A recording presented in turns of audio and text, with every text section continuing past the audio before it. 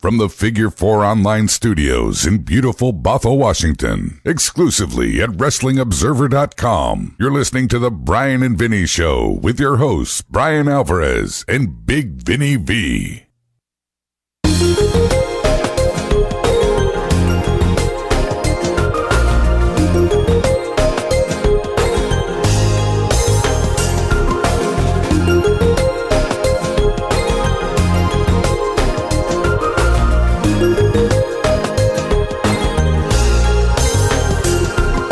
Sweet song. It is the Bryan and Vinny Craig Show here. October 3, 2017. Figure4online.com/WrestlingObserver.com. Retro, Raw, and Nitro. From 19 years ago this week. All-time classic moments on both shows, actually. In completely different ways. So, let's go. Wake up, Vinny. I'm here. Quit looking at baseball. But I got you hitting the balls. How am I supposed to turn away from this comedy? Well, you looked at it 5 minutes ago. Are you studying it? No. Are you studying his balls? No, Brian. All right, let's Actually, I was studying the pitcher's face upon realizing he hit his friend and teammate and colleague in the testicles with a baseball at 100 miles an hour. Comedy! All right. No one's laughing but you, buddy. Retro Raw number 280, October 5th, 1998. X-Pac versus D'Lo Brown. D'Lo is spelled with an apostrophe this week. So I can only imagine D'Lo turned to the white production assistant and said, "My name is D'Lo," and the white guy said, D''Lo. What does being white have to do with anything? I don't know, maybe I'm wrong. Maybe my stereotypes are incorrect. Maybe someone pushed the wrong button on the title maker. That could be too. It just looked weird. So they're out there wrestling. China gets served papers at ringside. Mark Henry's on the other side of the ring. He laughs and says, "That's from me." And she tore the papers up. D'Lo missed a frog splash. X-Pac made his comeback. Crowd loved the Bronco Buster. Totally into X-Pac here.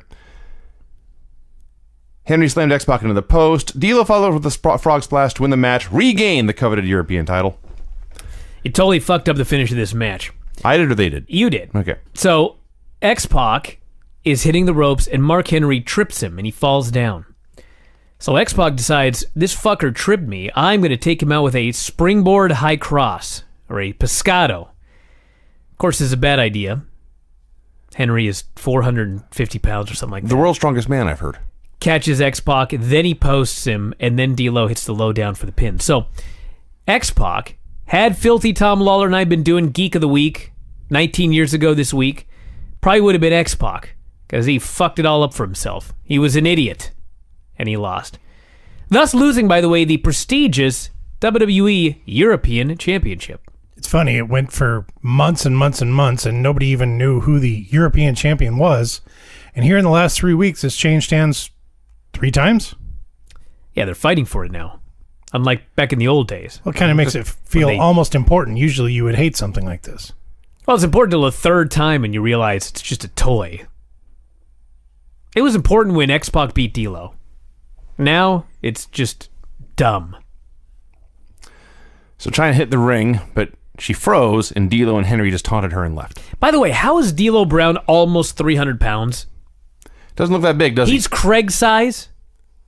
He's bigger than you, Vinny. That's what they claim. Remember the one time we were backstage at a TNA event, and D'Lo had put on like 55 pounds? So he was 400 pounds then? No, I'm thinking he was 300 then. Okay, so he's probably closer to 250. I think at one point he actually was 300, but then lost like 70. Yeah, he lost a lot of weight. And they forgot about the weight loss. But he's out here with skinny X-Pac. Yes. And they're talking about him like he's the size of Vader. Yes. Like, he ain't that big. He's a little chunky. He was 240 or so. He probably looked about 240. Yeah. Listen, I'm all about accuracy here. There's no lies in wrestling. I don't like these people telling me fake weights. No. What do you think this is? He said Vince McMahon had been readmitted to an undisclosed medical center. Readmitted, so he was out? Well, they explained this later in the show, because apparently he had been in one on Heat too. Right. But Vince... That was the night before. Yeah, but he kept getting checked into hospitals, but he's Vince McMahon, so he would check himself out, only to get readmitted the next day. Hold on a second. Not to mention they were in another city the week before. Who's readmitting him? They said his doctors, but I imagine Vince says, I'm Vince McMahon, damn it. I don't need to be in this hospital. He would check himself out, and like an hour later, his foot would hurt. He had to go back.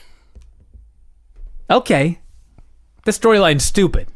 I like it better that he hurt his ankle, and he's been in the hospital for a week. Hooked up to tubes, and getting his blood pressure taken regularly. The only flaw in that is they were in a different city last week when he got attacked. Well, you know, he's This is why being flown around. This is why they had to explain he's leaving the centers and being readmitted every day. No, Right. Vinny, here's a problem. Do you know how many times we've seen the gimmick where every single week, like, somebody is in their office that's, like, built right there, and they pretend like their office doesn't move, but, like, they go to a different city every week. Okay. You know what I mean? Sure. They didn't need to explain this. Like, sometimes you need to explain something, but them explaining this is even more ridiculous than just pretending like, you know, he's in the hospital. I just figured And they Steve put Austin is nearby. I just figured they put an office in every arena that they went to. Not to mention, the hospital didn't need to be in the city that Raw was in. Well, it Because did. Steve Austin was not at Raw. But, Brian, they promised throughout Steve Austin will be here tonight. They thought Steve Austin would be in their town. But he wasn't. Right, but So the point is the hospital could have been where Raw was last week. but then they would have known Austin wouldn't be there. No, We haven't seen Steve Austin all day. We don't know where he is. That's as opposed right. to Steve Austin was here this afternoon putting his boots on. He'll be here tonight. Why'd they have to say that? They didn't. Exactly. Brian, how could they have known he was going to be there, which he wasn't? How could they have believed he was going to be there if he had not been in the building all day? Are they that dumb? Well, you send Steve Austin his ticket to the next city, and you expect him to get on the airplane. So That's how. when Raw goes on the air, and the biggest star in the world, It happens all the time, is not there. yeah, And they show up late. see. On every show we see this. Right? Why are we arguing about this? well, that's a good question. It doesn't matter. Headbangers came out and challenged clowns. Not even the clowns, just clowns. All of them, everywhere. Mosh cut a terrible promo. Thrasher was slightly better. The Oddities came out, but the Headbangers said, no, we want the clowns. So the Insane Clown Posse appears. So who are the baby faces, who are the heels? Well, Headbangers are heels for Headbangers sure. heels? Okay. Yeah. So ICP comes out, and there's a lot of stalling, and finally they agree, Oddities, you go to the back, we will go fight the Headbangers. No fear. So we had the Headbangers versus the Insane Clown Posse. Complete squash start to finish. Headbangers just whipped their ass. Both clowns took chair shots to the head, and then the Headbangers won with their fucked up finish. They did? There was a match? I guess it was just a fight. It was just a fight. Regardless, they fucked up their finish. There wasn't a match. As always. I was actually disappointed because I think if they had actually done a tag team wrestling match, I bet you ICP would have been better. Of course they would have. Yeah. They would have been better than the Headbangers. Yes. That's bold. No, it's not. I know. What are you talking about? Headbangers sucked, and the clowns were At indie least had workers. charisma. Yeah. So that was it. They showed Steve Austin the night before using an axe to cut the cable broadcasting the signal from Vince's hospital to the production truck. He's so mad at Vince that he doesn't want Vince even watching Heat. He doesn't want to hear Vince, he doesn't want to have Heat to be a platform for Vince. Which, by the way, I hate to get into this again, but Oh, here we go. let me get this straight. He cut a cable that was broadcasting Heat to Vince's hospital bed? No, that was broadcasting Vince's signal to Heat. I see. He didn't want Vince to Okay, speak. I got it. Now I got it. Wow, you're dumb. I was confused there. You actually thought there was one cable? No, that's the way you explained it. Did you want... Okay. One guy trips and all the cable goes out. Listen, No, I saw Steve Austin with an axe. He's chopping shit up. It's stuff from Heat. I like Who the idea cares? better. There's a cable from a truck in like Cleveland to Vince's hospital and Christ knows where. And this one That's cable why I was asking. carries this. I was asking if he cut that cable, why could we keep They watching still Heat? use the same technology. When you order the network, one guy will drive a truck from Vince McMahon's house. Let me tell you something about wrestling. If the storyline would have been that Steve Austin cut the cord that broadcast Heat on the USA Network, and the last 10 minutes of Heat was just static, it would have done a great number. It may have been. I guarantee it. It would have done a great number. That's what they should have done. They had an ad for Stone Cold Metal, Steve Austin's favorite heavy metal songs, including tracks by Dawkins and Rainbow. They recapped the attack on Vince last week. The Zamboni, Austin beating him up, and then Taker and Kane destroying Vince. Here's where they explained Vince kept checking himself out of hospitals too early and having to go back the next day, which is why he was at a different hospital every show. So we go to the hospital he's at now. The nurse is checking on him and getting him juice. And it's the wrong kind of juice, and he's being a dick to everybody. And he's got a heart rate monitor on, so you hear the beep, beep, beep. Then the nurse says, "You have a visitor." And Vince looks up and says, "I don't want visitors, just my family." She says, no, you have a visitor. It's a really big guy. Beep, beep, beep, beep, beep, beep, beep, beep, beep. It is, of course, Mankind. Mankind has balloons for Vince. Wants to turn his frown upside down. It's got chocolates. He's got chocolates. To be melted. Well, wasn't he? Foley talked about this in his book. It's like ad-lib start to finish. He gives Vince the chocolates, and Vince opens them. I think like 3 of the 5 were eaten. Mm-hmm. But Vince never had a chance to explain this to the viewer at home. Oh, you don't want that coconut one. I guess not. So then Mankind brings in some female entertainment. Vince has the best eye roll. And the female entertainment is Yerple the Clown. She was so great. She was great. She was so great. Vince was great. Mankind is great. She didn't care that this was Vince McMahon. No. Multi-millionaire owner of the World Wrestling Federation. To her, he was just another sick kid at the hospital. That's right. Before she came in, Mankind says, she does a trick with a dog you won't believe. Yeah. I got the eye roll. So she does her dog trick, which is she ties a balloon into a dog shape. I couldn't believe it. She is doing this trick. Foley was right.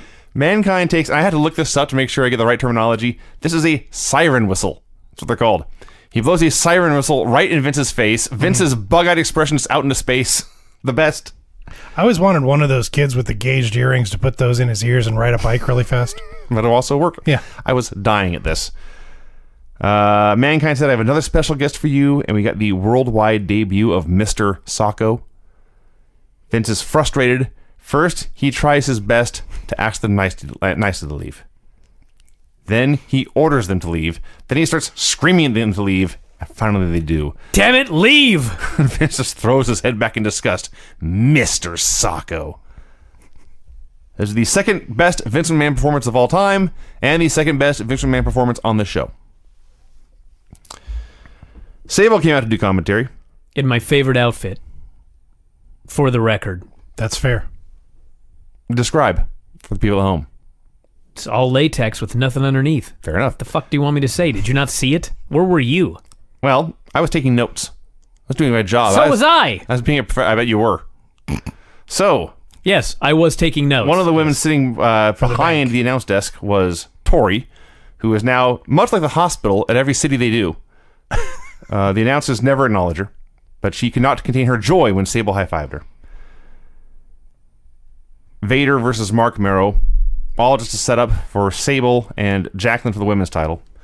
It's a double team and Vader right in the front of the ref. It's not a DQ. Crowd starts chanting Sable's name. Jacqueline interferes again. Excuse me, would you repeat what happened right in front of the referee? There was a double team. Oh, double team right in front of the referee? 2 people beat up Vader, one of whom was not a legal combatant in the match. Okay, just checking. Once again, that was not a DQ, you said? There was no disqualification. Okay, just checking. Yeah, she raked his eyes at one point. Yeah. In front of the ref. Yeah. Huh, how about that? Just checking. So she tried to interfere a second time, tried to dive off the top rope on him, and overshot her target. She overshot Vader. That's amazing. He was very strong and caught her and saved her life, and they got through it, and Merrow hit a low blow and a shooting star press for the win. Jacqueline calls out Sable. Sable hits the ring, but Merrow cuts her off and says, "You can never satisfy me." She slaps him. Jacqueline lays her out from behind, pulls out a pair of scissors, and cuts off a lock of hair. With a lock of hair? She cut off a whole chunk of hair. It was an extension. Let's be honest. No way, come on. Craig, wrestling is real. Okay. It's a big-ass chunk of hair. Steven Regal was out in the woods being a real man's man. By squeezing his own orange juice? I'll tell you what was manly about this. Squeezing his own oranges with his bare hands to get his juice, and then drinking it, as the announcer claimed, pulp and all. That's disgusting. Was he in the woods in Florida? Apparently. I guess. He could be in the woods anywhere. With oranges? He didn't have to pick the oranges. He goes to the store, he gets the oranges, take them into the woods, and makes juice. A real man would pick the oranges. Well, maybe there weren't oranges in the damn forest, so he brought some from the store. Edge versus Owen Hart was a scheduled match. This was the saddest thing I ever saw until Owen actually died. Both shows. There's reason watching these in hindsight. Owen sucks. comes out because Owen had dropped Severn on his head, supposedly, Mm-hmm. and supposedly broke the guy's neck. Which, by the way, like Vince is in the hospital with a broken ankle, Severn's paralyzed, and we don't hear a word about his. Well, he didn't have anything to say anyway. So, Owen says, I've been in this business 13 years. It's been my whole life. After last week, what I did with Dan Severn, I looked in his eyes. I saw my own wife and 2 children. I never meant to hurt anybody. I'm sorry for what I did, and he leaves. Yeah. He comes back, of course, as the Blue Blazer. Eventually, they string him up above the arena, and he falls and dies. And this was like the beginning of that. Yeah. This promo. Every time we see Owen now for the next 9 months is going to be very sad. But this was so depressing, like this promo that he cut right here. Mm-hmm. It was so depressing. I wanted to just stop watching wrestling forever. Wasn't Owen hurt at this time as well? He had a minor injury, but nothing serious. He was just getting ready to come back as the Blue Blazer. Yeah. The other wrestling note here is that it was going to be Owen Hart versus Edge, and as Edge makes his entrance, the announcers just randomly, casually announce, oh, by the way, Edge and Christian are brothers now. Maybe that was revealed on Heat before Steve Austin chopped that cable and May have been. ended the show. May have been. Yeah, this was depressing and put me into a funk. Then Michael Cole tried to interview Owen after the break. Owen wouldn't even look back at the camera. He said it was over, he was done, and he walked out of the building.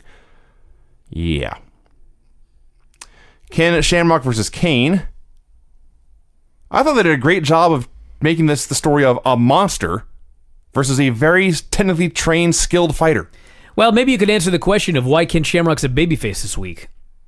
No. Because he was a heel last week. He was a heel in and Detroit he last came week. out here and he worked as a babyface. Were they in and- San Jose or wherever his hometown is? I don't think so. I don't know what was going on here. This match was Ken Shamrock bouncing off the ropes, hitting Kane with something, Kane no-selling it, and Shamrock picking himself off the mat. There was a lot of that. There was A lot of it. Undertaker came out after a while. So Kane went up top, but Taker gets in the apron. And whether this was intentional or not was unclear, but the ropes got shook and Kane got crotched. And Shamrock hit an avalanche belly-to-belly for the pinfall win. And Kane was outraged and stormed to the back. God damn, we're getting into... It's already starting. Like, Kane and Undertaker are both on their way to championship matches, and so they've got to lose a bunch of matches leading to it. That too. What the fuck happened? When did... The switch just flipped. It's like the first time they've been doing this. In all the time we've been watching Raw. Challengers getting beaten en route to championship matches. Yeah. That and we spent all summer trying to figure out if Kane and Taker were in cahoots. They were, and like 2 weeks later, they're now breaking up. Well, you see, now they're both having to oppose each other for the title. But yes, it's unbelievably... I invested months into that storyline. No, we really didn't. I mean, we were supposed to, but we did not invest any time in that stupid storyline. It sucks. It still sucks. Val Venus found Terry's wedding ring in her vagina. That's what happened. Yeah. Val Venus versus Gangrel. It's not a good place to keep it, by the way. I would bet not. You know that Christian was only 25 here and he looked 10 years older? Easy. Yeah. He's another guy. He's always looked about 40. Maybe older. Had some sweet flow, though. I just like they were in Michigan, Michigan State's campus, so Val finally got to cut a promo about his Magic Johnson. That was funny. That would indicate that they were not in Ken Shamrock's hometown. That's true. Lodi, California. You got me there. He had no stage, so Gangrel didn't get his Ring of Fire entrance. He just knelt down and there was some smoke and he stood up. Is it me, or is there a totally random point in the floor or in the match where they cut to the floor and Terry just turns her back to the camera and flashes the crowd? I don't know if she flashed him, but she did something that they popped for. He went crazy. Yeah, I don't think she flashed the fans. I think that would be a no-no. But I think she was trying to Not if you're elicit... Jackie. That's true. I think she was trying to elicit something from the crowd. Well, she elicited it. Yeah. It was illicit. JR was having an impossible time keeping the names of Gangrel, Edge, and Christian straight. Had a fun 2-minute match. Edge comes out to confront Christian. Gangrel jumps Edge from behind, hits a DDT on the floor. Excuse me. Hold on a minute. So you're telling me that Gangrel attacked a guy who wasn't in the match, and it was a DQ. I said count out? It was a disqualification. All right. This was so stupid. Yes, the rules change every match, and you have to guess what's going on. Literally, they changed 3 times at least on this show, because I can think of one other instance coming up where the rules are just completely random. And for all of you fuckers who always go, it's not a DQ until the guy who runs in touches somebody, well, here's your example of it is a DQ, apparently, when someone gets involved. This guy didn't even get in the ring. No, he was a victim. He was a victim. Gangrel went after him. This idiot ran in, and Gangrel just slid out of the ring and beat his ass. Yes. And got DQ'd for it. Yeah. So, Gangrel and Christopher, as Ross called him, put the boots to him. So, Val wins. He's done. And then he and Terry decide, hey, I got free time. Let's have sex.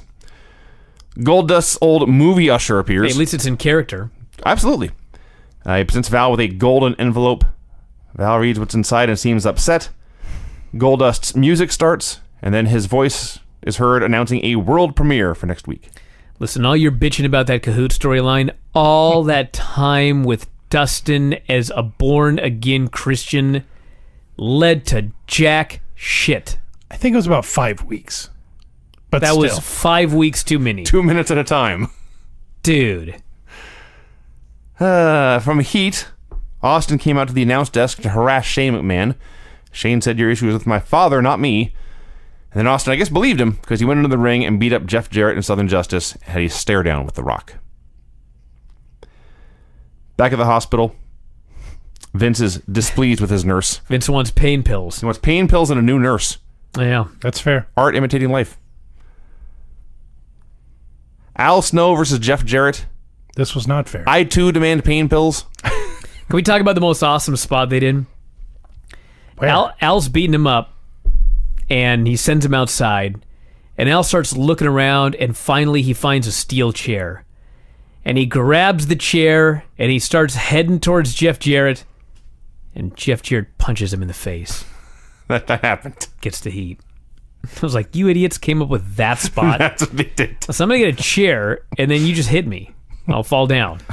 Okay. Cool. That's what happened. That is exactly what happened. You were exactly I'm not right. exaggerating one bit. That was the spot. So Al grabs head and goes up top, but Sarge shakes the ropes, and Al is crotched for the DQ. So, excuse me, wasn't there a crotching in a match earlier that was not a DQ? In The Undertaker, when The Undertaker shook the match as Kane went up top? Yes. Yes. Okay, just checking. Jim Ross outright said, we have seen this finish earlier in the show.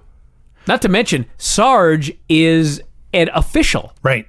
and they still disqualified whoever here. Who gives a shit? Not to mention, at one point, Jarrett absolutely waffled Al Snow in the back with a chair. I'm sure he caught him in the back of the head, too. Oh, yeah. Totally. So Jarrett loses via DQ and then leaves with Sarge, the man who cost him the match. This was an awful segment. It was so stupid. Everything about this was so stupid. Road Dogg versus Mark Henry. I have completely forgotten this era where the Outlaws are tag champs but hate each other.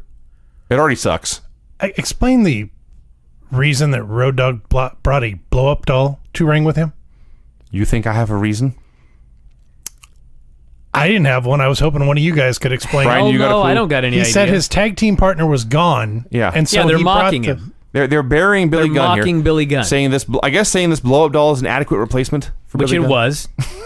It was in fact blown up. What was his duties I in the guarantee DS? Kota Ibushi had a better match with a blow-up doll than any match Billy Gunn had in all of the 90s.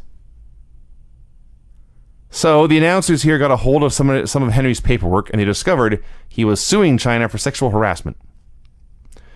So we got Road Dogg and Mark Henry. Do you know what happened in this match? I forget, honestly. China decked D'Lo outside. Right. Shouldn't that be a DQ? It was earlier. A third fucking party attacked somebody on the outside who wasn't in the match. This is so dumb. They can't keep anything straight. That's 4 times on this show that the rules just changed. Yes.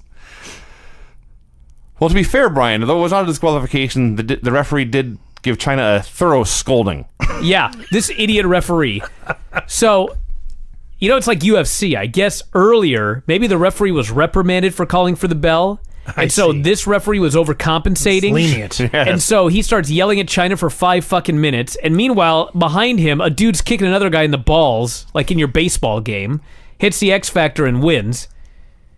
A third party, I might add. Mm-hmm. This show is just... There was a lot of stuff going on in this.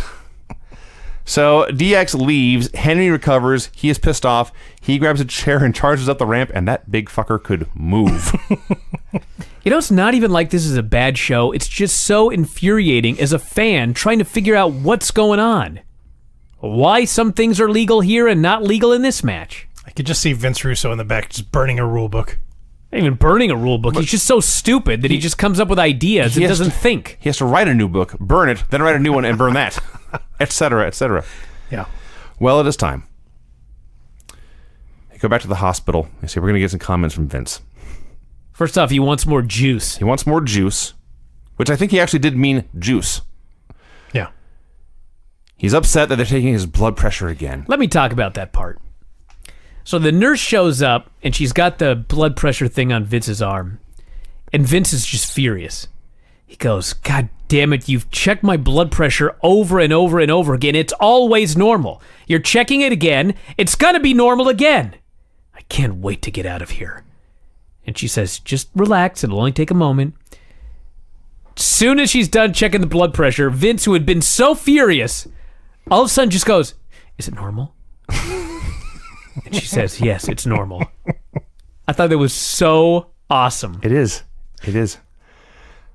So the nurse says, it's normal. Everything looks good to me. What do you think, doctor? At this point began what I am certain is the greatest 65 seconds in the history of Monday Night Raw's television show. I wrote the greatest moment in WWE history. There's for sure, there's no debate that the greatest single moment, the greatest instant happens in the middle of all this. But I mean start to finish. Mm-hmm. You know how sometimes I'll say, this was so great, I rewound and watched it again? Granted, this is relatively short, it didn't take much time. I watched this 5 times in a row. Knowing, by the way, because I had seen it when it first aired, and watched it many times then. Dude, I've seen it 1,000 times. I've seen it many times since. It never gets old. Never. I watched it and laughed my ass off. I watched it and laughed my ass off a second time. Then I watched it, I was a little more under control, but I was studying it. I was going through this like the Zapruder film, frame by frame. This is peak comedy. Slapstick comedians around the world need to study this because it's so perfect. If they had shot this 1,000 times, it would have been worse 1,000 times. This was a perfect take. Well, I hate to break your momentum, but... Craig, stop him. It was Vince McMahon and Steve Austin. It's possible that if they did this 1,000 times, all 1,000 will be awesome in completely different ways. It's true. So, the doctor, for the one guy listening to this who doesn't know what's happening here, the doctor is Steve Austin in disguise. He proceeds to beat up and torture Vince McMahon. Now, a lot of this I remembered vividly. Like when Austin pounces on Vince on the gurney and starts throwing hammer fists to the knee or the ankle. Yeah. Vince's bug-eyed screams of agony. I remember that vividly. Some of this I had forgotten. Like when he zaps Vince with a defibrillator. I didn't forget any of this. Vince sells this by... He does the Undertaker sit-up, waves his arms back and forth, and then lays back down. But the best... The moment. Yes. I mean, and I do mean the moment. That was the best thing I ever saw in my entire life. Vince is screaming and wailing. He's wailing because Austin has been pummeling his bad ankle. He's in the middle of screaming over his bad ankle. Ah! Ah! Ah! And Austin turns and grabs the most convenient weapon he can find, which happens to be a bedpan. Stainless steel, apparently. Yes, a metal bedpan, because nothing helps you go than cold steel up against your thighs. I guess not. And Austin does a mighty overhand swing. I'm stunned he didn't take out the ceiling lights. Swings it over his head, brings it down on Vince McMahon's skull. There is a great pang sound, and Vince goes silent. I laughed, and I laughed, and I laughed. It is, pang! And then all you see is Vince frantically waving his hands in front of his face. 5 times in a row I watched this. 5 times. You know the whole key to the bedpan is? Nobody who watches this will ever in their whole life forget the bedpan. No. It was one whack. Yeah. He did not whack him repeatedly. No. He did not whack him 25 times. He did not whack him with like a big, hard steel chair. He found one stupid aluminum bedpan that made a funny noise, and he whacked the guy one time in the head, and nobody will ever forget it, because less is more. When it's the perfect time, you only got to whack the guy with the bedpan once. The cartoonish sound that the bedpan makes it totally makes the whole segment. Just the ping up against his skull. So the big payoff is Austin grabs an enema and says something about how you're a pain in the ass, Vince, and I forget what he said, but he jams the enema up Vince's ass. He sodomized him. He did, yeah. Which, ironically, if there was anything I'd forgotten, it was that. Well, they needed something to end. They did need some conclusion. Yes. This is much better than having Austin just walk away. Well, they didn't need to do this because they could have cut the camera at any time. Because after he jammed it up his ass, like the camera fell down and it goes black. Yes. So the other key to this is how unbelievably one-of-a-kind great Vince is at selling a man who is helpless, in agony, in terror. He's begging for mercy. He's begging for help, but he's such a dick. You don't want him to get that mercy and help. The more he screams, the more you want to see him beaten. Yeah, he was in no way a babyface here. No. Like, he was assaulted in a hospital bed, in a cast. He was helpless. By a crazed madman. He was ambushed. And all you can do is cheer the crazy guy. Gooned up on pills. He was so awesome. Sodomized. And you don't feel bad for him. What's funny is He's the best villain ever. Show absolutely sucks every week, except when Steve Austin, The Rock, and Vince McMahon are on screen.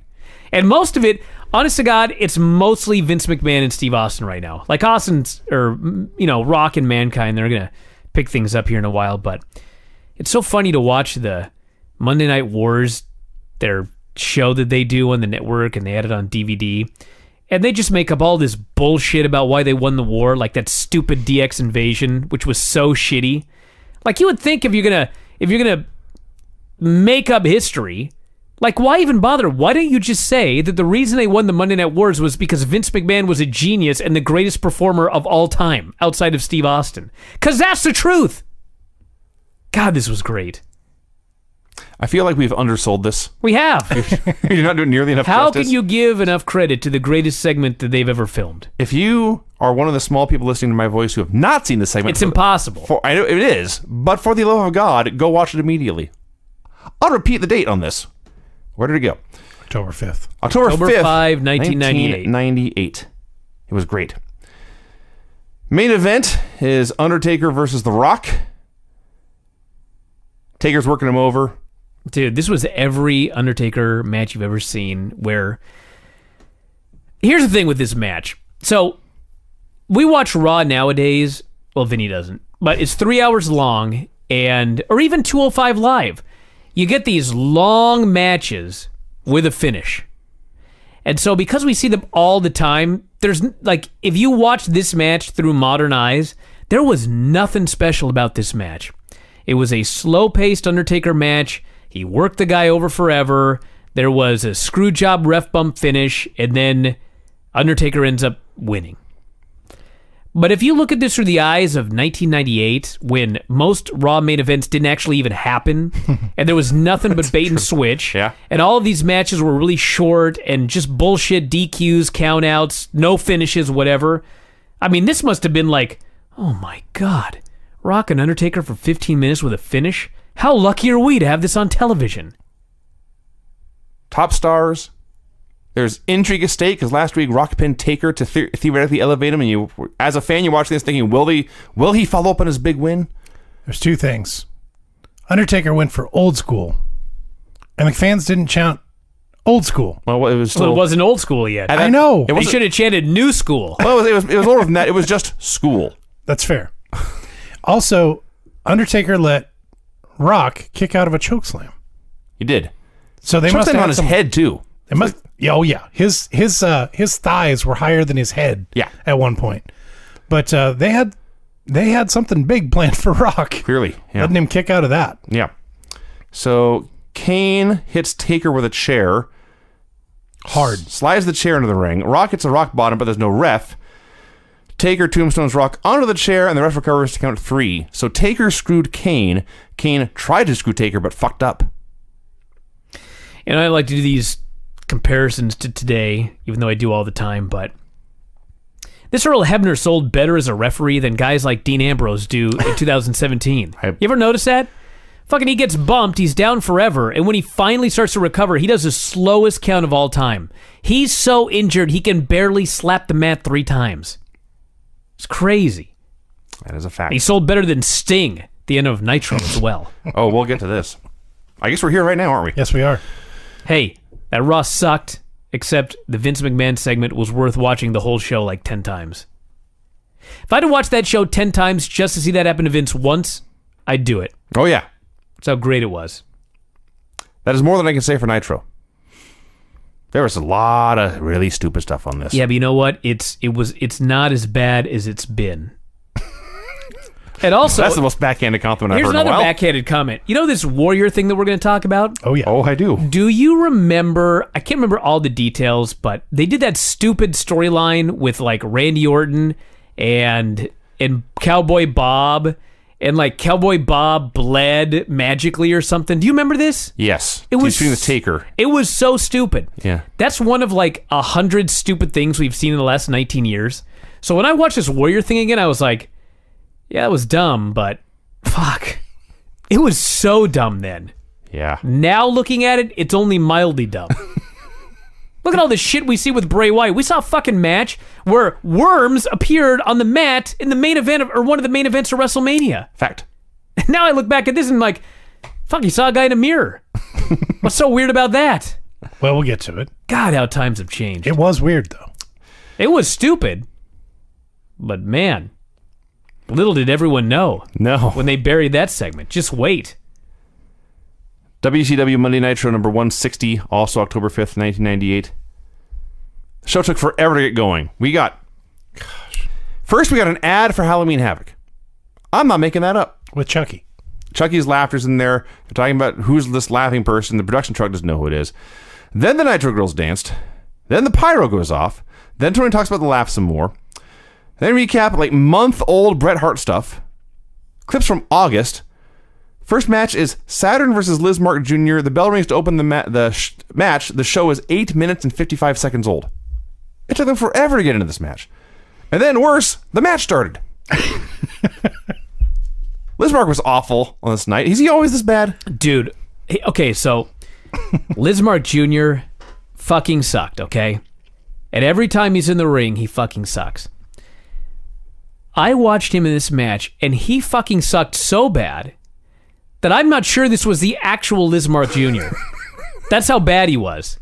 Huh. This was the emergency backup second string Liz Mark Jr.? Like, this was a guy who... This was like... What was that fucker's name for the NWA show that we just watched? The terrible job. Oh, Dale LaPerouse? I'm pretty sure this was Dale LaPerouse in a Liz Mark outfit. Like, he was...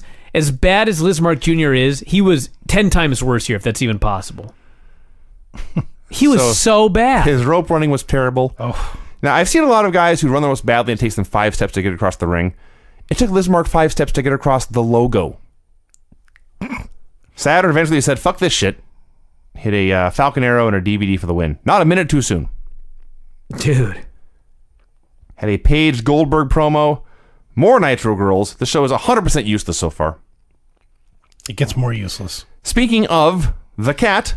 Well, we got to say one thing about all of this Halloween Havoc stuff that you've been talking about that they do throughout this show. Their buy rates weren't doing so well. And they paid the Warrior $1 million to get through this storyline and do a job for Hulk Hogan at this pay-per-view. So they were pushing this fucking pay-per-view so hard. They were desperate to get their money out of this pay-per-view. So yes, we saw 25 ads on this show. So Cat does his promo, warning Kaz, I am a 3-time world karate champion, blah, blah, blah. Somewhere in here he called him Jackie Chan, which ordinarily... Well, they had Jackie Chan on the show a couple of weeks ago. They did. He said hi to Larry. They're trying to get Jackie Chan. That too. Ordinarily, I would say this would be a terribly racist insult, but honestly, anyone being called Jackie Chan is a compliment. So... I love that Shat's out there and he's doing all this bullshit about how he's a 3-time karate champion, being all annoying. Then they go to Mike Tenay and he goes, do you know that all of Shat's claims are real? He played in the NFL. He was a 3-time world karate champion, even got drafted to a pro soccer team. Like, Why would you do that? okay, cool. Cat in this match used a rib claw. He did. He had the man down and applied an iron claw to the ribs. Welcome to 85. It was a rib, in fact. And then Kaz tried something off the top, and Cat hit him with a kick, and Kaz fell on Cat's leg. I thought it was going to break. That was supposed to be the finish. But it was so shitty. It almost was the end of Cat's career. Shat was like, that looked like shit. So he hit a different kick. I'm going to do another boring kick. Then I'll pin him. He cut a promo about how great he was, and then Sonny Ono, who had come out with Kaz, was impressed and tried to recruit the Cat. Yeah. Sonny Ono finally figured out this guy was a karate champ. Just like me.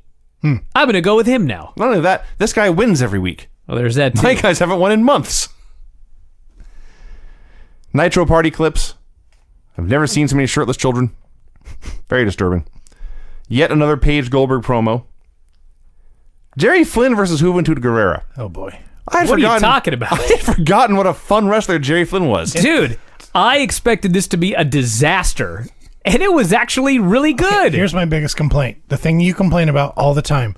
The finish of this match was a Michinoku driver on Jerry Flynn, who is like 18 inches taller than Juventud. He's a big dude. Hoovie's very powerful. Oh, get out of here. Craig's a leverage throw. Yeah. You get center of balance. How so? You get center of gravity Hold under on the a other guy. second.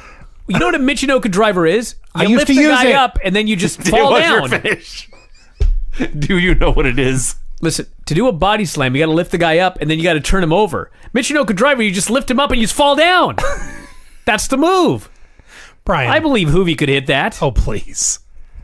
I like when Larry said, I think it was, Disco Inferno came out. I'm sorry. Disco said, Juventud had been wrestling on a trampoline in Tijuana. Clearly, he's never actually seen Lucha Libre rings, which are a slab of granite with a thin tarp on top. Yeah, this was not a trampoline. No. He also called him Hooven Stooge. Yes. Yes, he did. So anyway, yeah, Jerry Flynn had that very fun match with Saturn a week or two ago. Had a very fun match with Juventud here, and they got dropped on his head and lost. Thumbs up. I liked it. I was with it till the finish, dude. Mike Tenay is outside interviewing children about who's going to win Goldberg or Dallas Page. Never Oh goes my well. God. No. The little children were Tom Phillips and Byron Saxton and a bunch of stupid WWE announcers. Did you hear these kids, what they were saying? It was like scripted WWE bullshit. It was very cliched. Like, DDP has overcome all of the odds. He's surely going to hit the diamond cutter on the big Bill Goldberg. I was Line. like, what? Line. So finally, it's all kids. If someone would have said Monster Among Men, that would have totally made this segment. It's all kids. And then Tenay looks over and spots a woman in a DDP shirt. And she asks him, and she also says something about how Paige is going to do it. He's going to get the diamond cutter, is going to get the win. And Tenay says, okay. He starts to wrap it up and talk about whatever's next. And then the woman holds up her sign.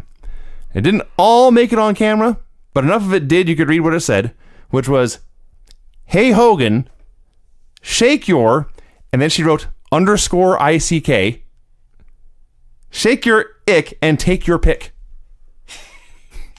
This made it on Nitro. Yeah. I don't even know what it means. No idea what that means. Well, Yes, Craig? he's, when you find a girl, you got to pick her, I see. and then you can shake your ick at her. So she had the wrong order. I think so. Okay. So she was hitting on Hulk. I think so. Okay. I don't know what she's worried about because remember Hogan under oath said he did not have a 10-inch penis. What the hell does that have to do with her sign? Well, I'm just saying. Maybe She didn't she's- specify the sign. She just said shake it She and then might- take I say it. shake your 10-inch might dick. be very disappointed in Mr. Bullet. Maybe, maybe not. Maybe she'd be overjoyed. Yet another Hogan Warrior video package. You know, when it's WrestleMania week and we have to watch NXT, and NXT is all in wherever Mania is, not doing a show, that's what this Nitro felt like. And this show isn't for like 3 weeks. Yeah. Dude. Wrath versus Viano 5. Wrath squashed him and won with a meltdown. Meltdown was awesome. Fans are totally getting into this. You just smashed this dude. Somebody brought up that Chronic is coming pretty soon. I think it's years away. I think it's like a year away. It's not soon. It's inevitable. They're coming. Chronic. It's not soon, but it's too soon. I can tell you that much. Right. We should watch their match against Taker and Kane. Dude, we probably watch it. It wouldn't be that bad. No. I don't know. I have seen it since it's happened. I don't know. This is a match so bad that The Undertaker breaks character and throws a tantrum in the middle. Vinny, you gave that War Games a quarter fucking star. I guess that's that. Let's see how it goes. Hey, guess what happened next? There's a Hogan Warrior video package. There sure was, yeah. I did something wrong somewhere in my life, and this show is my punishment. Let's talk about the goddamn stupidest segment I've seen in my life. Oh, we'll get to the Wolfpack. Let's not overlook a second segment interviewing fans what will happen. One guy not only picked a winner for Paige Goldberg, he booked a finish. He said Goldberg's going to go for the jackhammer. Paige will counter it with a diamond cutter and win. And I bet that's what happens in the match. I bet you it's still real to him. Might be. Okay, we can talk about the Wolfpack now. David Wills called into Observer Live today. Oh, how's he doing? Yeah, the it's still real to me guy. So this fucking Humvee shows up. The Wolfpack gets out. Sting is angry because he was a fucking idiot last week again. They're looking for somebody. So they Shivani finally suggested perhaps they're trying to find the ring. they finally end up Spinal Tap. in the NWO Black and White Geek locker room, and a brawl breaks out. Kinda. So they start fighting, and I'm figuring, well, you know, we see this all the time. Security's going to show up, go to commercial. Oh, no. A fucking million policemen show up. We're not even talking Doug Dillinger and security, but also a bunch of policemen. They proceed to have the longest, funniest, stupidest brawl ever. The cops are bumping around. The cops are They had no pleasantly idea what to do. asking these guys to stop. Yes. They're like, hey guys, can we stop? And this brawl just goes on and on and on. Cops are being shoved to the side. Cops are falling on their ass. Wolfpack is still beating on Vincent or whatever. And I'm like, they have fucking nightsticks and guns. Yeah. What the fuck is going on right here? They go to a commercial. I'm like, that was the stupidest thing I ever saw in my life. They come back from commercial. It's still going. Yes. It's been going now for 5 minutes. Sting finally finds Bret Hart, and he begins to beat his ass. They brawl their way outside. The cops are following them, asking them, guys, can we please knock it off now? Can we please stop doing this brawling and this fighting and this assault? Sting gets in a forklift. He proceeds to lift the NWO limo off of the earth. He begins to lift it into the air. Sting, not a trained forklift operator. They're not that difficult. Steve Borden. As he's lifting this goddamn thing, Nash is running around on the other side of the car. Bad place to be. Bobby Heenan's begging him, be careful. What are you doing over there? Scott Hall, by the way, in the news, had been arrested. He was outside a strip club. That's right. He keyed some guy's limo. I see. So I guess they thought it'd be funny to spend God knows how much money to destroy this fucking limo. $2,000 in paint damage. Yeah, think about that. There was $2,000 in paint damage to key the guy's car. So imagine how much money they spent to completely destroy this limo. They claimed $100,000. They tipped the limo over, and then once the limo is upside down. Have you ever tried to drive a car that's upside down? Can't say I have. Only once. It's hard, all right? Because it's fucking upside down. Sure. Well, to make sure they couldn't drive off, Sting makes sure to slash the tire. Right. Yes. Of all the things that have been done, it's not just upside down, like sitting on top.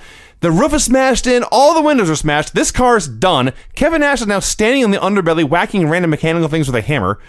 And then Sting goes up to a female officer. Do you happen to have a knife? Well, first he said that.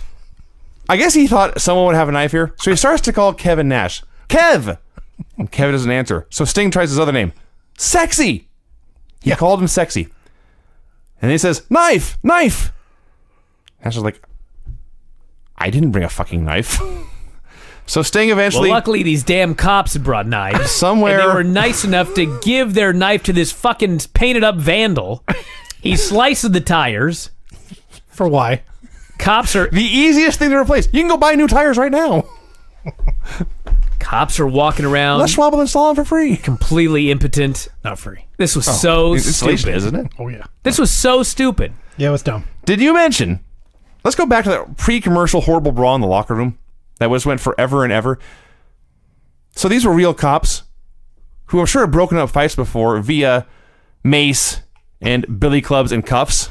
But here they weren't supposed to do that, so they had no idea what to do, so they're just standing there. And Scott Steiner, who is insane, is trying to get them to do something. So just start shoving men and women left and right, hoping one of them will fire back and none of them do. Yes, he shoved a heavy-set female police officer. Yeah. Hard. Yeah.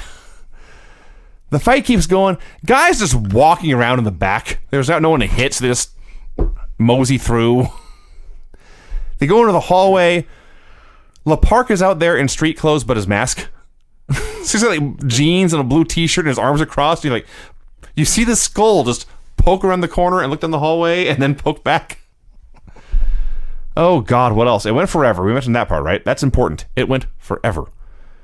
And, yeah, they beat up the limo. There was a joke. Larry had a line in here about keying the limo, so there you go.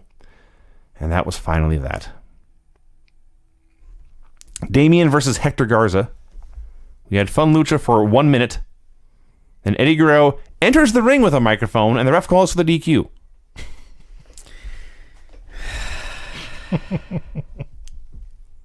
This is so dumb.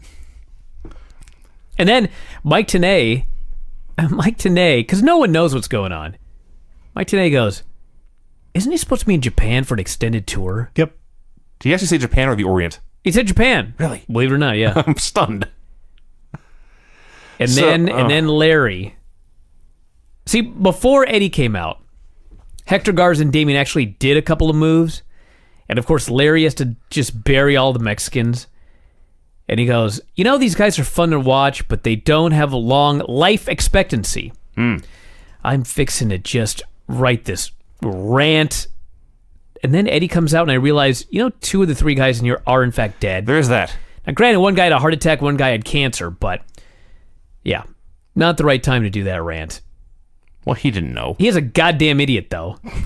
You know how many of these luchadors are still wrestling today? We did this rant once. Yeah. We went through and like, checked. if you went through and took all of the American wrestlers, and you went through and took all of the luchadors, and percentage-wise, what percentage, like which is a larger percentage of guys still working today, it would probably be the luchadors. Virtually guaranteed.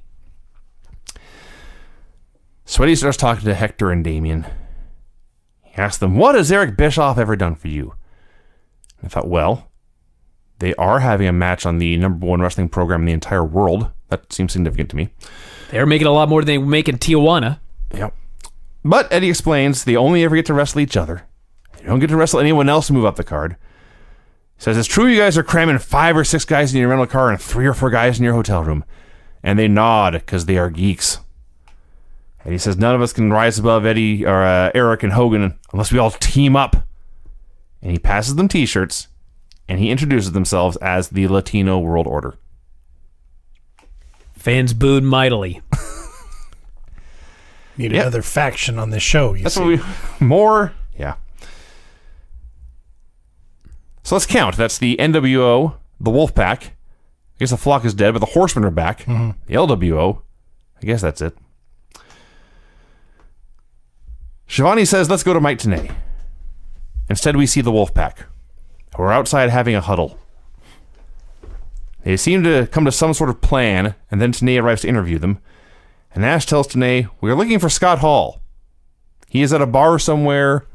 We know 4 or 5 places he could be. We're going to go bar to bar to find him.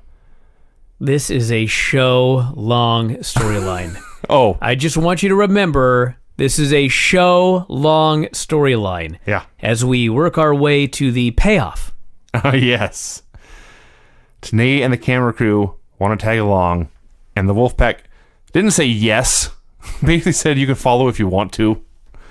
And that was that. And we'll get back to this shortly. Psychosis versus Kidman. This was actually a great match. Yes, but it I was. will say that Kidman last week got destroyed by Scott Hall randomly just beaten clean in the middle and ping-ponged around like a geek. Comes out here and nobody gives a shit about him. Now, granted, maybe that had nothing to do with what happened last week, but I couldn't help but think they treated this guy like a geek last week. He comes out this week and nobody gives a shit about him. They had a very, very good match. They actually got the crowd into it there at the very end. But man, they did a number on Kidman. Did a number on him with that Scott Hall match. Yeah. They did not make him a bigger star. No. Getting the rub from Scott Hall. No. You know who else did a number on Kidman was Psychosis. Oh, jeez. There was a point very early in this match where Shivani said Kidman it was, and this is a quote, trying to fight off the advances of Psychosis. Mm-hmm. And I chuckled and said, what kind of match am I watching here? The more I watched this, I realized he was right. Kidman was fighting for his life in there. Psychosis gives him a gourd buster, drops him right in his head. Comes off the top rope, kicks him right in his head. Throws him over the top rope, Kidman's back smashes into the apron. What about the moonsault where he hit him with his knee? Does a right moonsault and knees him head? right in the head. Well, at the end of the day, Kidman got his revenge. I guess. Because Psychosis tries to top rope Rana. Kidman hangs onto the ropes. And Kidman does a shooting star, almost a knee drop, really. He does a shooting star, and he comes down right across Psychosis' sternum. It was a very good match if you ignore the fact they both nearly died several times. You know, Neville pulls off his shooting star press absolutely perfectly every time. Mero, if you watch on Raw, pulls it off perfectly every time. Kidman is very, very hit or miss. He's always a little cattywampus. He's always a little bit crooked. It only gets worse as time goes on. Kidman looks so cool until the landing. And then you just cross your fingers. Well, he doesn't go like completely straight. Yeah, he goes off at Like an he angle. jumps and he kind of twists kind of a little bit. And, Yeah. Trust me, in gymnastics this would not be a 10. That's right. It'd be a solid 6. That's right. Or whatever Warrior. the stupid scores are nowadays. Would you like to go on a rant about that? No, it's just so stupid. It's like now it's out of a 16, but this one's out of a 14. It's stupid. Just do 1 to 10. Warrior does a backstage monologue. Yeah, they kept him out of the arena because he was booed unmercifully last week. So he's in this room and there's strange flashing lights everywhere. It looked like he talked for like 4 hours and they edited it down because there were cuts throughout, like fade cuts. So he's talking about their first match with Hogan in Toronto. He talks about that for a while. Then I followed him for about 20% of this. And then he's ranting about the power of the individual, the power of the pack, taking control of your life, fulfilling your destiny. He says, when I sleep at night, I am very peaceful because I am wreaking havoc in Hogan's dreams. And he snorted. Pretty much sucked. Scott Steiner is surrounded by trophies. This was awesome. It was. He cuts a promo on Rick. First, as he's talking, there's shots of the two of them as kids, like floating by on the screen. It's an NWO promo. It's all in black and white and a bunch of camera cuts and stuff. Says, Rick, when I was a little brother, I was protected you. I was a little brother protecting you from the bullies. Well, that free ride's over. My favorite part of this is he's running over all of his trophies, and he's like, I won this. This is from a bodybuilding contest. This was a one-on-one, blah, blah, blah. And as he's going through all of these trophies and things that he's won in his life, finally, perfectly at random, he just goes, you got one of these too. And then he just keeps going. Yes. It's like, Well, he did have a point. Like, that was very nice of you. all these singles championships are his, and all the tag team championships, yes, Rick's got a trophy, but he was the one who really won them. Sure. He says, I was always the star of that team. I was the one who carried that team. I was the one people paid to see. And as he's saying this, they are showing clips of young Scott Steiner, and he was telling the Lord's truth. Young Scott Steiner was unbelievable. I forget that sometimes. And finally he says, I've got all these trophies, and Rick Steiner at Halloween Havoc, you're going to be my next trophy. This is a really good promo. It paled in comparison to what was next. Mike Tenay is in his own car. Yeah. There's a cameraman in the back seat filming over his With a shoulder. giant light. How he can see out this windshield, I don't know. Tenay is driving, he's following the Hummer, and he's narrating to the guy in the back while every now and then glancing back at him as he's narrating. I want, like, Mike Tenay should have been in his car on every single Nitro, following somebody somewhere. It was so awesome. Just completely wacky. He's looking back and saying, I can still see them. They're right ahead of me. I'm going to try and keep following them. I'm going to try. We're going to a bar, I guess. We're going somewhere. I'm driving this car. Two things. He was so totally, at this point, it changes. He was so totally the uncool hanger-on, desperate to play with the cool kids for a night. Two. That's what made it so awesome. Yeah, yes. He's just a fella doing his job. Two, they've been driving for like an hour at this point. Oh, yeah. Where is this bar? Then, Scott Steiner and Buff Bagwell come out for a promo. This was unbelievable. This was so great. Steiner's promo is a lot of the same stuff he said in the video package. And finally, Rick comes out. He says Scotty and Buff are sissies who are afraid to fight him. Okay, this did start out shitty because Rick had to make sure to say, it was in this same building, Buff, where you got hurt for real. Yes. And now you want to come out and make a joke of it. Yeah. He says, I got someone here who doesn't think it's a joke. So he proceeds to call out Judy Bagwell. Buff Bagwell's mom. Buff's mom. And the crowd popped for this. Oh, yeah. And she strides down to the ring and she jumps up on the apron. And she's not a wrestler. She's a mom. Clearly a fan. They give her a mic, and God bless her, like, she could not keep that goddamn mic by her face. So, like, the audience, I'm sure, couldn't hear half of this. But her bug eyes and her passion and what little they could hear about it, she got such an amazing reaction. Talking about how your father and I were watching this on TV. We didn't know if you'd ever walk again. We were with you at the hospital. You got 10,000 letters from fans. You called me crying at the Georgia Dome how you needed my support one more time. It's not Rick's fault. She's just on fire. Buff grabs the mic, talking about this decision that he made, and he says, what did he say? He said, he's talking about how he supported them. I support the whole family. Without me, you don't eat. That's right. She gets in the ring and she said, when you were a little Buff, I slapped you once, and you told me never to slap you again. And then she rears back and she slaps him across the face, at which point, Scott Steiner, whose gimmick is he is a crazy fucker, he proceeds to be a crazy fucker. He grabs her by the wrist, and like a total crazy man, he screams, "You're not my mom! Get the hell out of my ring!" Rick jumps Scott from behind. Well, yes. Knocks him to the ground. Judy grabs Buff by the earlobe, drags him out of the ring. The place is going nuts. Yes. Now, unfortunately, you know what this was? We've seen this a million times in wrestling. This was going to be a one-time deal. Oh, no. But she was so good, they decided, we've got to get her back. Yeah. And worse, once they got her back, she figured out that she was a star. Yes. And it's all downhill from there. But let it be known, for all of you that joke about Judy Bagwell on a pole matches and all of the other bullshit and Buff's mom, her big debut was fucking great.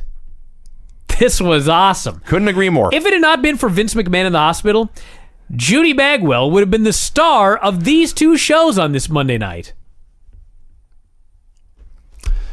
So they go to break, and they come back and say, during the break, Scott Steiner and Bryan Adams attacked Rick Steiner, and now the match is going on. Bryan Adams and Rick Steiner. Scott's out there for a while because we need somebody who's entertaining, but then J.J. Dillon ejects him, and then this match got awful. There's a long, long, long chin lock. They fight out of that, and then Bryan Adams decides it's time for a long nerve pinch. Now, first I thought he was choking him. Rick Steiner's lying on his back over by the ropes, and Adams' hand is like on his... one hand's on his like chest area and near his throat. I thought it was supposed to be a chokehold, and the ref was not counting 5, and it went forever. I was confused. Then they explained it's a shoulder pinch, and I looked in... You pinch that nerve. And Adams had like 2 fingers dug into Rick's armpit or something. And Rick's lying there and not moving. Let me tell you something. I've been to the masseuse many times, and when they do that weird pec massage where they reach into your armpit and they squeeze where your pec connects to your shoulder and they like pint, that fucking sucks. Sure. So I buy this hold. I just submitted. So Rick's lying on his back. Bryan Adams is kneeling over him. He's on one knee, got one hand on Rick's chest, the other in the armpit. No one's moving. Not even the crowd. There's no movement. Nothing happens. There's nothing going on. 54 seconds go by. I'm just staring at my computer saying, is anything going to happen? I thought my computer was broke. I thought my signal froze. No, they just sat there. And then it gets worse. Rick finally starts to make a comeback. He whips Bryan Adams in. I don't know what Rick was trying. I do. I'm quite certain Rick doesn't know. He does it all the time. I'm sure Bryan Adams doesn't know. He does it all the time. It's a power slam off the ropes, but he does it weird. Like, he doesn't do like a real big rotating power slam. He does it in every match. Yep. Bryan Adams had no idea what was going on. Okay, so two of us. It was Adams. He just went up and didn't know what to do, so he went straight down on his head. So he's coming straight down on his head. Rick realizes, oh no, he's going straight down on his head and does his best to break his fall. So Craig tweeted out a still shot. In live action, it's not that scary. No. Because Rick's he's going down slowly, but it looks bad. Oh, it looks really bad. It looks very, very, very bad. And right after that, Rick wins with the very same bulldog that paralyzed Buff in the first place. A terrible wrestling match. Terrible. Yeah, but it got a pop, and Tony put it over as a big win for Rick Steiner. Okay, it's time for the pub crawl. The Wolfpack pub crawl. Here's what happens. Mike Tenay is there. The camera guy gets out. There's the Humvee. They go into what appears to be a hotel. They go through some doors. They note, hey, there's bathrooms here. They keep on walking. And they walk. And they walk. And they walk. It's a big-ass fucking hotel bar. There's tables everywhere. You can see the bartender yonder in the distance. And they walk, and they walk, and they walk. I don't know what actual pop song they were playing on the speakers here, but they edited in with the most hokey blues, edited over with the hokiest blues music of all time. So Nash spots the pool tables. And apparently, Scott Hall's a big fan of billiards. He tries to ambush Hall. He sneaks up to the corner, and he pokes his head around, and there's no one there. And they look around. There is no Scott Hall. They all turn. They walk back. No one in the bar, by the way, reacts like these are major stars. Or the camera. Or the camera. Well, that's a good point. They have just been hammered. They walk, and they walk, and they walk, and they get back in the Hummer, and they drive away. This made TV. They do like 5 of these segments just so we don't waste all of our time here. One after another, they go. There's nobody there. The best part is Mike Tenay is there. He's got a camera crew. He's got a light. He's documenting this for these guys. They still don't let him ride with them. That is true. That is true. They got a big, giant fucking Humvee. And they're like, just follow us in your fucking car. Bring your Tercel. Because you ain't going with us. Yeah. So, I was already hating the show. Well, I'll recap it quick. Okay. Hogan and Eric came out. Hogan vowed to beat the Warrior. Didn't say a thing about his limo. It said like 15 minutes. Took him 15 minutes to say this. Dude. The only highlight here is when he threatened to kick Warrior's rear end. Fighting words. Went for a long time. Time for a video package, because there hadn't been one in 3 minutes. It was a 4 Horsemen video package. I don't know if this music was edited in, but it's the 4 Horsemen, and there's this funky dance song playing. With somebody, what did they say? Some guy demanded a fat beat. That's right. Yeah. Maybe they're delivering fat beatings. Maybe that's what it meant. Canyon and DDP. This was so bizarre. That's a good word. This was like a modern match where Totally. like they did a bunch of moves, they kicked out of a bunch of near falls, they teased finishes that there weren't finishes. Anyway, here's the thing. DDP laid out a great match. If your plan is to go in there and have a great match with Canyon so that the people will cheer, We're on the same wavelength here. and everybody will go crazy and they'll go like, man, DDP and Canyon had a great match on Nitro. However, DDP is getting a championship match Right. against the utterly unstoppable monster Goldberg. Right. And he goes in there and he sells and he sells and he sells for Canyon. Yeah. And then finally, Raven jumps in with a microphone for the disqualification. Yes. In context, this was so stupid. Yes. Like, it was a really good match, but for the purpose that it was designed to serve, I mean, it should have been designed to serve. It was so dumb. You're not even mentioning Lodi's out there and he gets involved, the ref gets distracted. Raven hits the ring and hits Paige with a cutter. The whole point of this Goldberg feud is Paige has one bullet in his pocket, one bullet in his gun, and if he can hit this diamond cutter, maybe he can beat the monster. Well, Raven hits Paige with a cutter and Paige just kicks out. DDP should have beaten he should have beaten Canyon With the cutter. in 1 minute with the diamond cutter. He should have been beating everybody in 1 minute with the diamond cutter. This guy is what they call a weak challenger.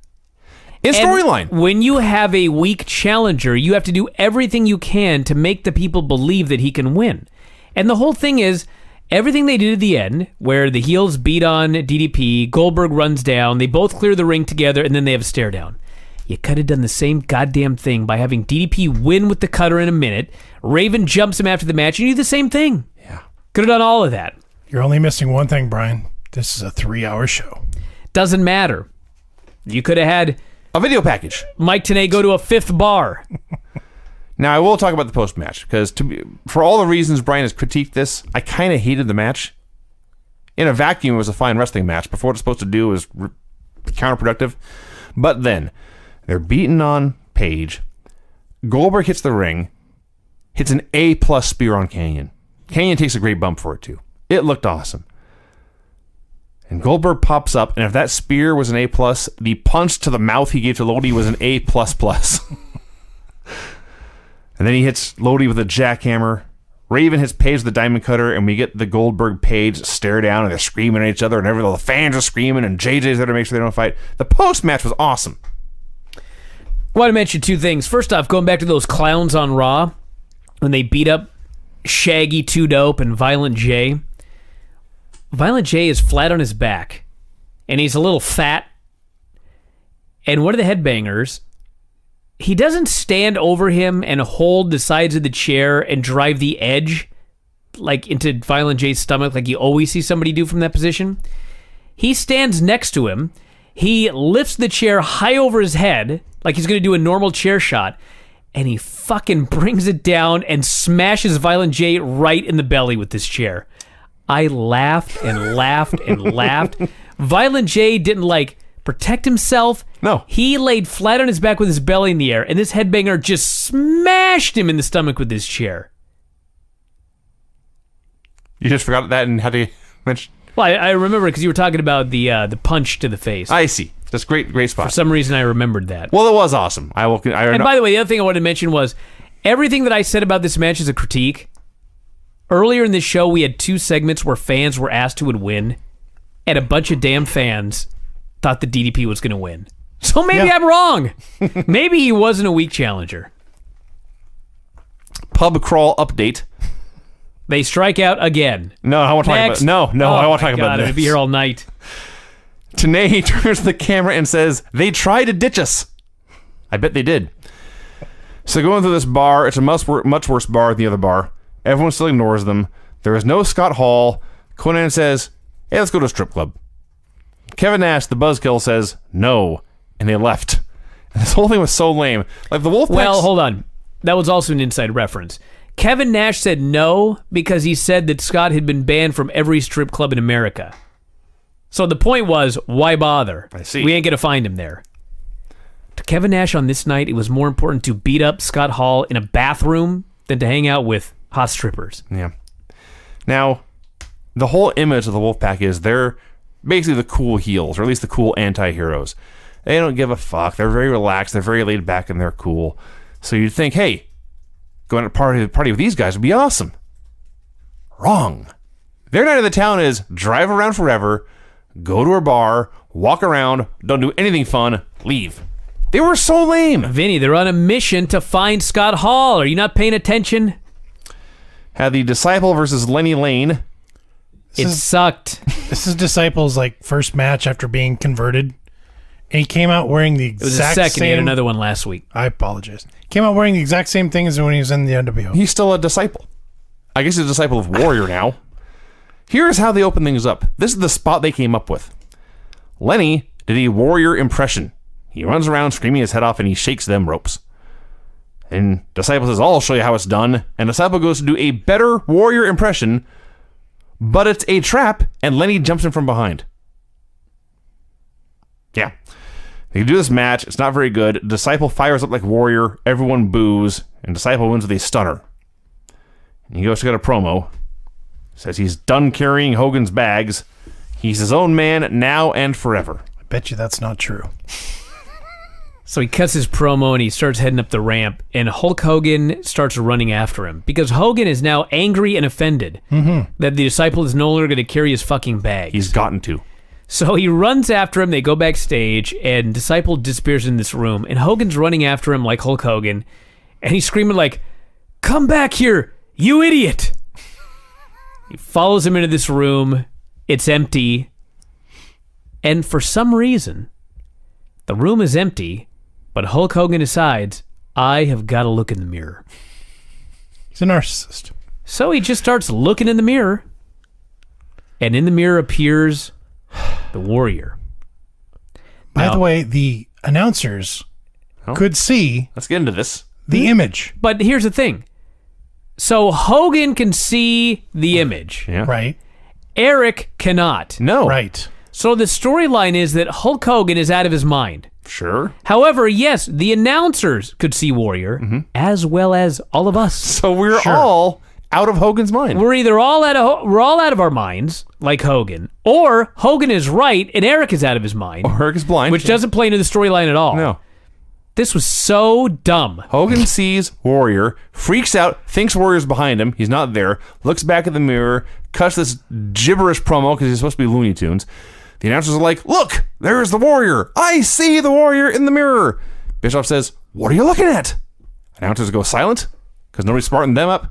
But yes, in storyline, based on how this actually went down, you, I, the announcers, all the fans, figments of Hogan's imagination. Yeah, we're all nuts. No, we're figments of Hogan's imagination and he's nuts. Sure, something like I that. don't know. It sucked. It was really stupid.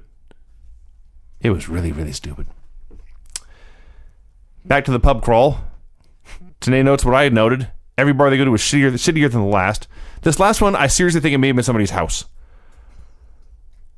So Nash walks in. He starts punching somebody. And I thought, I hope that's Hall. It was.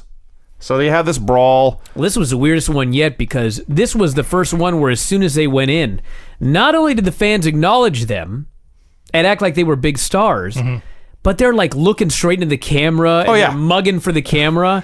And I'm like, so the final one where you're going to do the big brawl, you didn't smarten anybody up? Did these fans not know this was going to happen? Well, they were watching Nitro on the screens. They were just totally There were- gobsmacked. Small women who didn't look old enough to be there running up and waving to the camera as these two giants have a brawl on the pool table behind them. They disappear into the men's room. Nothing happens for a while. It was so weird. They go into the commode, according to Tony Schiavone, and Nash throws Hall into the bathroom and they shut the door. And Tenay desperately wants to go into the bathroom with him. And first, That is weird. First the door opens and Nash is like, Well, just get out of here. it takes like 3 minutes. Sure. But Nash waves him off first. Like, get out of here. It's kind of like, well, what did you want us to see this for? Like, and then after he waves everybody off, then he changes his mind. He goes, come in here. So he calls in Tenay with the camera, and literally in the bathroom is Scott Hall on his knees with his head in the toilet. And Nash makes some comment about sad state of affairs or whatever.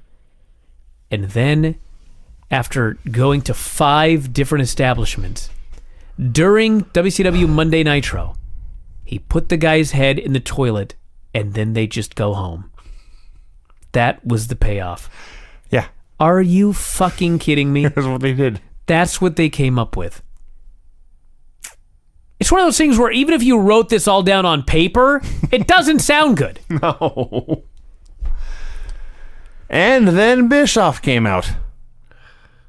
Bischoff assures us all Hogan is fine, and then he switches gears, starts to run down Ric Flair, makes fun of his southern accent, which Ric Flair doesn't have.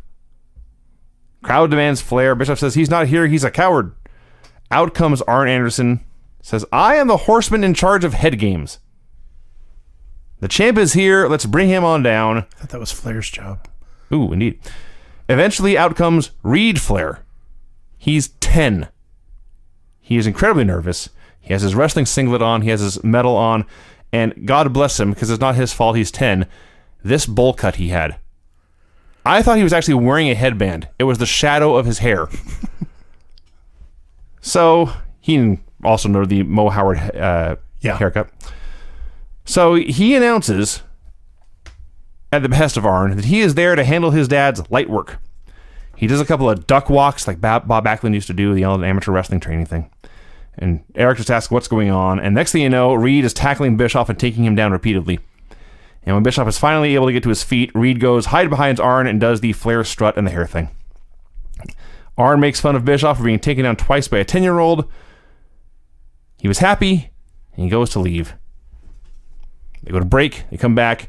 Bischoff is irate. He's in the ring. Elizabeth is in the ring. He demands she call Ric Flair, get him in the ring. Eventually, she gets a hold of Beth, who the announcers say is Flair's wife. And Bischoff screams at her that he wants Flair and he wants Flair now. And of course, the whole gimmick was he didn't want Flair. So they successfully made Bischoff angry enough to demand Flair. So Flair comes out. A bunch of NWO B teamers come out. The Horsemen brawl with them. They get fought away. And then David and Reed Flair hit the ring too. And they all celebrate. And that was that. And David Flair. I don't think it was his debut, but for his in-ring debut, actually, probably was. As far as literally being in the ring. Only thing I'd add to this is that the Reed Flair stuff is like the Owen stuff. It's just all sad. It is very, very sad.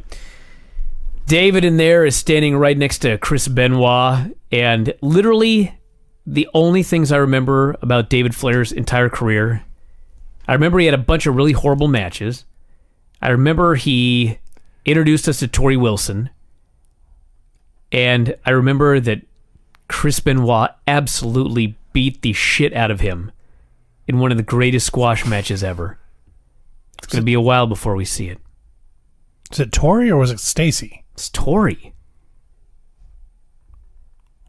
Continue. Yeah. We'll see. He brings in a hot blonde, everyone. I remember that. Yeah. Main event is supposed to be Sting versus Bret Hart. Sting comes out.